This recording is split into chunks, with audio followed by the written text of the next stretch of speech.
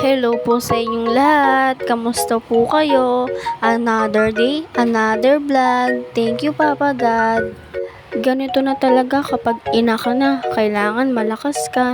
Kailangan wala kang sakit. Kailangan pagkagising mo, maglilinis ka na agad ng pinaghigaan nyo.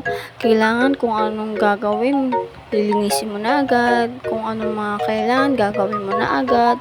Ganun na talaga kapag ina ka na. Kapag may asawa at anak ka na.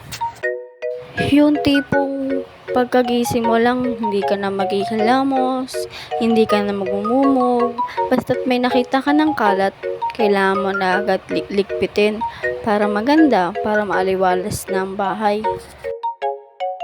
Sobrang dami ko na nga napapansin sa katawan ko eh.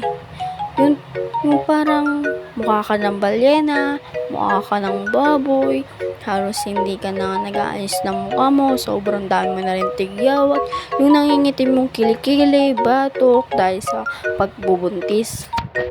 Pero kahit ganon, at least binigyan ako ni Papa God ng 2 anak na mag-aalaga sa akin kapag tumanda na ako, mag-aalaga sa akin kapag nagkasakit ako. Yung tipong may magbabantay sa'yo kapag tumanda ka na. Yung alam mong sobrang kukulit ng mga anak mo, pero love na love mo sila. Kahit na minsan na sisigawan mo sila, napapalo mo sila, para rin sa kanila yun. Para habang tumatanda sila, natututo sila. Nalalaman nila yung tama at mali.